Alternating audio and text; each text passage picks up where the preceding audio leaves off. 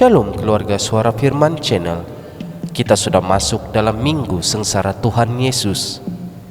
Menurut ajaran gereja Katolik, Yudas Iskariot memang memainkan peran dalam rencana keselamatan Allah. Tetapi hal ini tidak membenarkan pengkhianatannya atau mengurangi tanggung jawab pribadinya. Apakah keterangan lanjut gereja Katolik tentang isu ini? Dan apakah benar Yudas Iskariot sejak mula sudah dikutuk Yesus? Mari kita pelajari bersama. Peran Yudas dalam misi penyelamatan Yesus. Pengkhianatan Yudas adalah sebagai bagian dari rencana Allah. Yesus sendiri menyatakan bahwa ia harus menderita dan wafat dalam Matius 16 ayat 21 dan Lukas 24 ayat 46. Mari kita mendengarkan salah satu petikan Injil Tuhan dalam Matius 16 ayat 21. Sejak waktu itu, Yesus mulai menyatakan kepada murid-muridnya bahwa ia harus pergi ke Yerusalem dan menanggung banyak penderitaan dari pihak tua-tua, imam-imam kepala dan ahli-ahli Taurat, lalu dibunuh dan dibangkitkan pada hari ketiga. Dalam doa syukur agung Misa Katolik, gereja mengakui dan menyatakan dalam doa bahwa ia diserahkan menurut kehendak-Mu yang kekal, dan dikhianati oleh Yudas, ia menyerahkan dirinya sendiri. Ini menunjukkan bahwa Allah mengizinkan tindakan Yudas untuk menggenapi rencana keselamatan. Meskipun Yudas bertindak atas kehendaknya sendiri, namun ditekankan juga di sini Yesuslah yang menyerahkan dirinya dengan rela untuk ditangkap tanpa ada paksaan dari Yudas dan para imam yang menangkapnya. Karena Yesus juga mengatakan pada malam penangkapannya, saatnya sudah tiba. Allah menggunakan kejahatan untuk kebaikan yang lebih besar. Kita mengambil contoh seperti dalam kisah Yusuf dijual oleh saudara-saudaranya dalam Kejadian 50 ayat 20. Allah mampu mengubah kejahatan manusia menjadi kebaikan. Santo Agustinus juga turut mengatakan dan menjelaskan bahwa meskipun Yudas berbuat jahat, Allah menggunakan tindakannya untuk keselamatan umat manusia, yaitu dengan mengatakan kesalahan yang berbahagia. Apakah Yudas diperlukan untuk keselamatan? Jawabannya iya dan tidak. Tidak dalam artinya Allah bisa menyelamatkan manusia dengan cara lain, karena Allah sungguh berkuasa.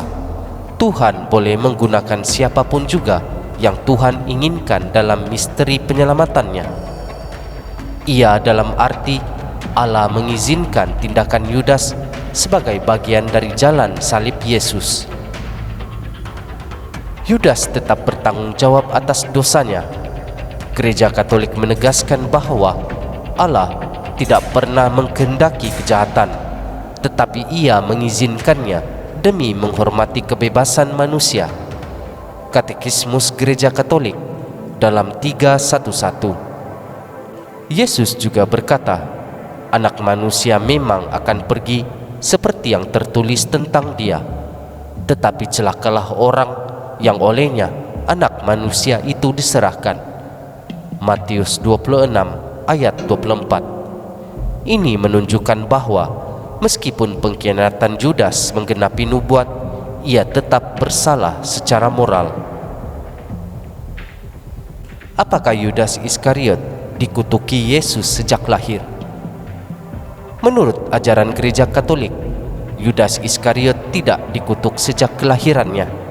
Gereja Katolik menegaskan bahwa setiap manusia termasuk Yudas memiliki kehendak bebas untuk memilih antara kebaikan dan kejahatan. Yudas memilih untuk mengkhianati Yesus, tetapi itu bukanlah takdir yang tidak bisa dihindari sejak lahir. Pandangan gereja Katolik tentang Yudas.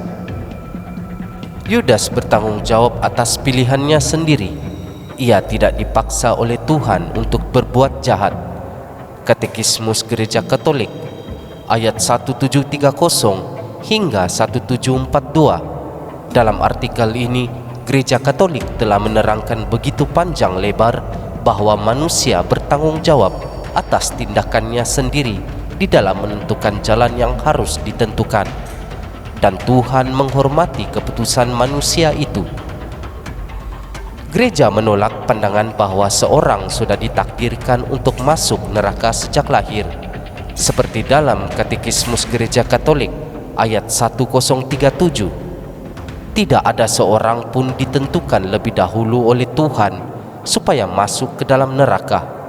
Hanya pengingkaran secara sukarela terhadap Tuhan, yaitu dosa berat, di mana seorang bertahan sampai akhir, mengantarnya ke sana. Dalam perayaan Ekaristi dan dalam doa harian umat gereja senantiasa memohon belas kasihan Allah supaya jangan ada yang binasa, melainkan supaya semua orang berbalik dan bertobat. Menurut Gereja Katolik, Allah mengasihi semua orang, termasuk Yudas, dan memberikan kesempatan untuk bertobat. Dalam 1 Timotius 2 ayat 4 hingga 2 dan Petrus 3 ayat 9.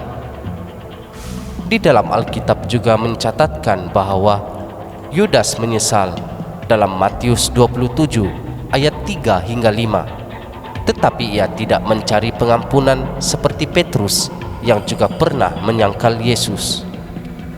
Di sini kita dapat melihat bahwa Yesus memang pernah mengatakan, lebih baik jika orang itu tidak dilahirkan.